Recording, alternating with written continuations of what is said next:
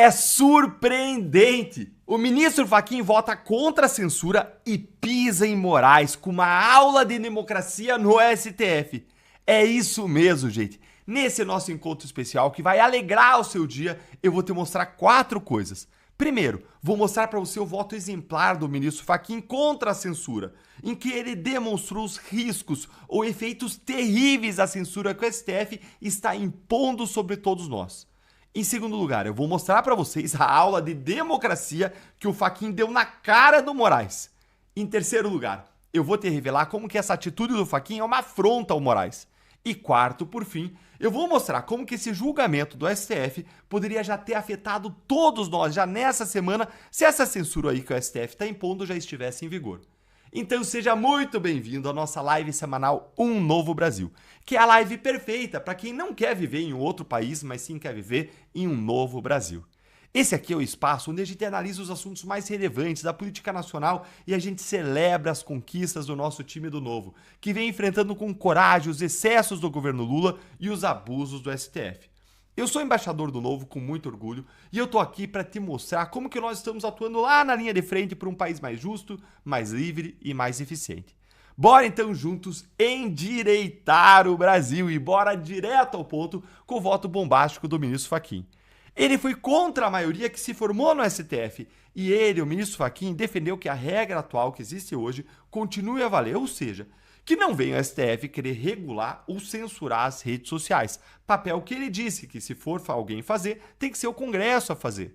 Ele defendeu ainda que as redes sociais só possam ser responsabilizadas por conteúdos ofensivos que sejam publicados por usuários quando elas mantiverem esses conteúdos na internet, mesmo depois de uma decisão expressa da Justiça mandando remover aquele post, aquele conteúdo lá. Essa é a regra que está em vigor hoje, está lá no artigo 19 do Marco Civil da Internet. E aí o Fachin, ele criticou a posição da maioria do Supremo, que quer regular as redes, fazendo com que as redes sociais sejam obrigadas a derrubar conteúdos que qualquer pessoa peça para remover. E aí, caso a plataforma não remova, aí a plataforma fica sujeita a pagar multas e indenizações que podem ser pesadíssimas. Ou seja, qualquer pessoa, qualquer Zé Mané vai lá, qualquer pessoa que se sente contrariada vai lá, pede para remover e a plataforma ou remove ou fica sujeita a uma responsabilização. E aí o que vocês acham que as plataformas vão fazer, hein? É claro, é óbvio, elas vão derrubar o conteúdo, isso é evidente. E o ministro Fachin, ele fala que vai haver 2 efeitos ou 2 riscos terríveis dessa regulação das redes pelo Supremo Tribunal Federal. 2 riscos ou problemas terríveis. Bora aqui comigo ver o primeiro deles, olha aí. Há alguns riscos que precisam ser ponderados nessa altura do julgamento, pelo menos segundo penso. Primeiro, que isso pode trazer alguns problemas para a pluralidade democrática na rede, ou da rede. E, portanto, não deixo de subscrever todas as críticas dirigidas em relação a um certo adelgaçamento dessa pluralidade democrática nas redes. Porém... Adelgaçamento. Ele usa umas palavras meio difíceis, o Fachin. Adelgaçamento vem de delgado, né? Lembra? Intestino delgado é o intestino mais fino que se opõe ao grosso. Adelgaçamento é um afinamento da pluralidade democrática nas redes sociais. Você ouviu aí, Alexandre de Moraes, o alerta do ministro Fachin? Pena que o Fachin precisa falar o óbvio, gente. Que a censura que o STF quer impor para as redes sociais vai trazer problemas para a pluralidade. É lógico que vai diminuir as vozes, vai abafar as vozes, as opiniões, os discursos, especialmente quando eles foram divergentes do mainstream, da maioria. E, em especial, vai oprimir, vai abafar, vai suprimir os discursos políticos que são de confronto, porque eles incomodam os discursos da direita, os cristãos, os conservadores. Mas eu acho que é isso mesmo que o Moraes e boa parte do Supremo querem, não é? O que você acha? Vai contando aí para os comentários e calma, calma que vai melhorar. Olha, mas se você já está curtindo o vídeo, já começou a gostar daí, já vai deixando aí sua curtida esperta, seu like aqui embaixo para mais gente entender os efeitos da decisão do STF sobre todos nós, segundo o próprio ministro Fachin. E vamos agora para o texto em que o Fachin enfrenta claramente Moraes e todo o seu argumento fajuto sobre a democracia. Olha aí. Poderemos ter um risco ainda maior com um segundo efeito da adoção desta regra geral, que é o controle dos discursos dos usuários. Ó, primeiro efeito que ele mencionou, qual que era? adelgaçamento, como ele falou. Ou seja, enfraquecimento da pluralidade. E agora, qual é o segundo efeito? Controle do discurso dos usuários. Gente, surreal, olha aí. E, evidentemente, nem de longe estou imputando qualquer uma dessas circunstâncias ao voto que já contempla a maioria, mas estou a dizer que, do ponto de vista da experiência... Ele está só sendo elegante aqui, dizendo, olha, não estou dizendo que é o que vocês querem fazer, mas é o que ele está dizendo que eles estão fazendo exatamente. ...e da literatura comparada, a adoção de controle de discurso dos usuários não faz parte do Estado de Direito Democrático. Portanto... Gente, é simples, certíssimo. O controle dos discursos dos usuários não faz parte do Estado de Direito Democrático, aquele que o Moraes fala que tanto defende. Ou seja, a decisão do STF que está saindo agora pela maioria não atende aos preceitos do Estado Democrático de Direito, não mesmo. A censura decorrente da decisão do STF, ela não é compatível com o Estado Democrático de Direito, ponto. Tá aí a aula de democracia que o Moraes não teve e que acabou de começar, mas calma que vai ficar ainda melhor. E eu digo melhor para nós, né? Pior para o Moraes. Justamente para ele, para Moraes, que adora arrotar que salvou a democracia brasileira, quando na verdade ele está corroendo por dentro. Agora presta atenção no seguinte, os outros ministros, eles dizem todos que eles são contra a censura, mas gente, essa aí, postura deles, é uma postura elitista. Eles são contra a censura de livros, de filmes, de coisas produzidas pela elite intelectual e cultural brasileira, que é predominantemente de esquerda, que é progressista. Agora, rede social é coisa de povão, né? Aí tudo bem impor a censura. Então, eu já mostrei para você, dois grandes riscos que o Fachin apontou. A redução da pluralidade e o controle do discurso dos usuários, ou seja, a censura.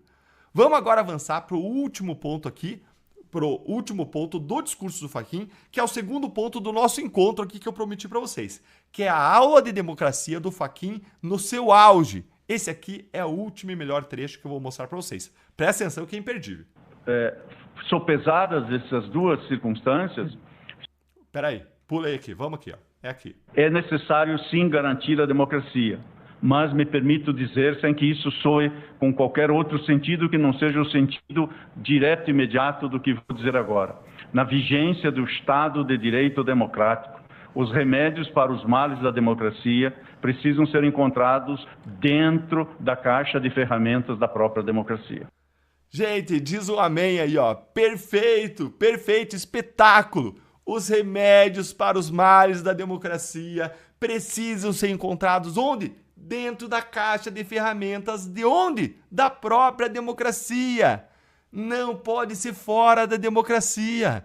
Nada justifica a censura que o Moraes e a sua turma querem fazer e estão fazendo.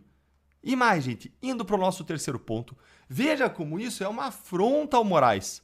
O Fachin fez ali uma ressalva, dizendo que ele não queria dizer nada mais do que ele estava dizendo, para que a sua fala não fosse interpretada como um ataque contra o Moraes. Mas o que ele queria aí era não criar uma polêmica, ser elegante. Mas olha, gente, para bom entendedor, meia palavra basta. Qual o sentido dele falar isso que ele disse? Que os instrumentos para combater os males, as doenças que aparecem, são os instrumentos da caixa de ferramentas democrática?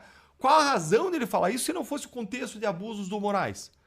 Vejam o que ele disse. Defende-se a democracia com as armas da democracia. Só faz sentido dizer isso por conta justamente das medidas abusivas que Alexandre de Moraes tem imposto no inquérito Fim do Mundo. Ele tem usado ferramentas de fora da caixa da democracia.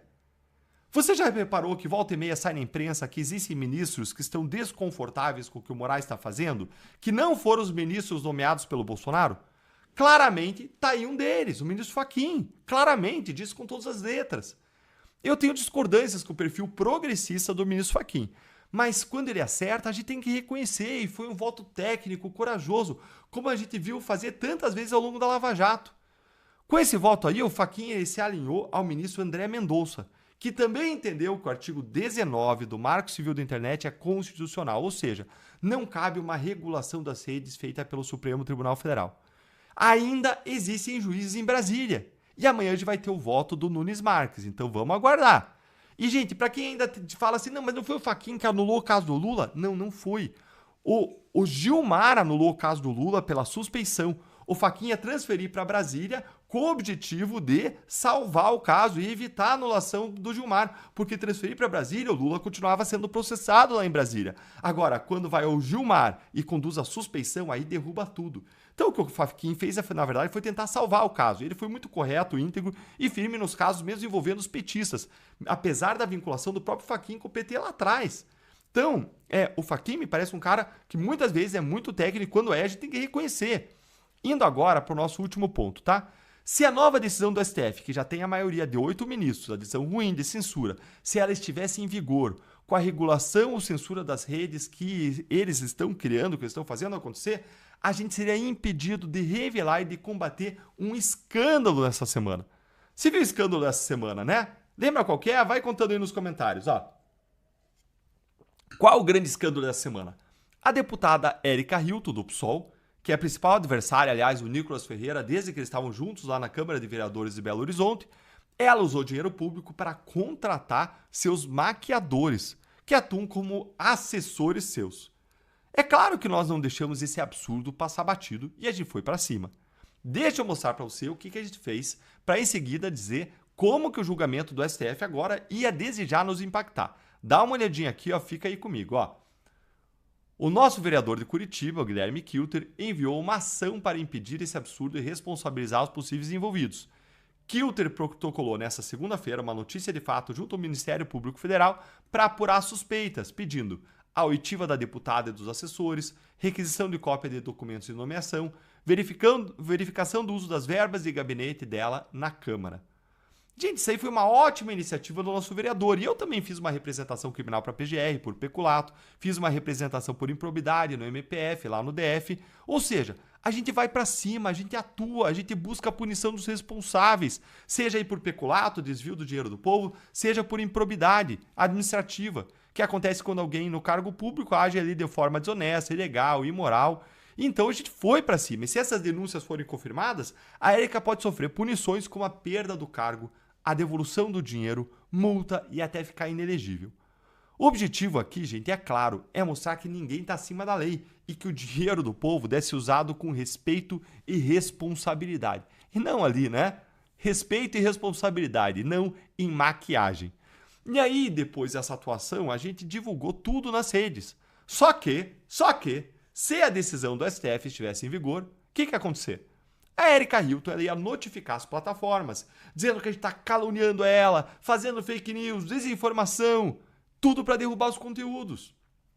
E aí as redes sociais, elas iam ter um dilema. Derrubar o conteúdo, estarem protegidas agora, desejar, ou manter os conteúdos e enfrentar processos amanhã, movidos por ela, Érica Hilton. Por isso, gente, é que nós precisamos defender as nossas liberdades, como o Novo tem feito. Como o Novo tem se posicionado contra a regulação das redes, até mesmo apresentando um projeto anti-censura. Dá uma olhadinha aí, ó. Projeto anti-censura. Marcel Van Hatten e Gilson Marques, deputados do Novo, apresentam um projeto para impedir a censura durante as eleições. Percebam como faz diferença ter um partido atuante que enfrenta a corrupção, que enfrenta os abusos do STF, do governo Lula, sempre ao lado das pessoas, que faz tudo o que é possível, tudo o que é possível. É por isso que eu quero convidar você para engrossar esse time, para se juntar ao nosso time do Partido Novo, para a gente lutar mais e melhor, com mais força, com você do nosso lado.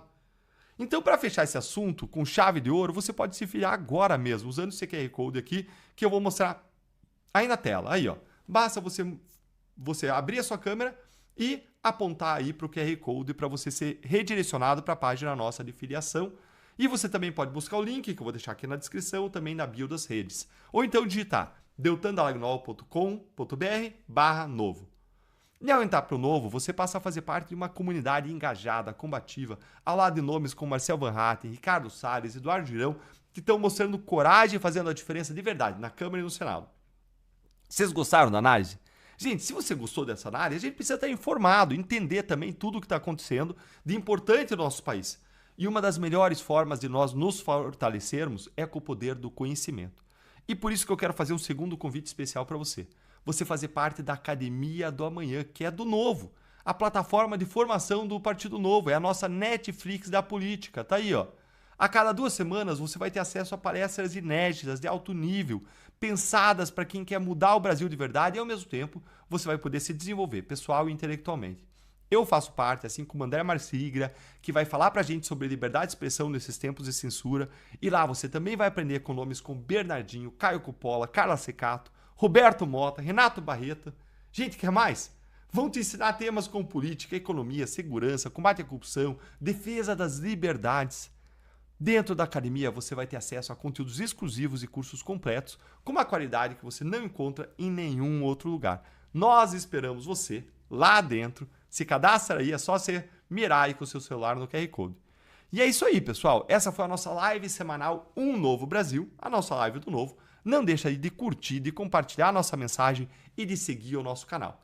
Aqui é a sua casa. Bora juntos endireitar o Brasil e um forte abraço. Obrigado por assistir. Não se esqueça de se inscrever no nosso canal e ativar o sininho para receber as notícias em primeira mão.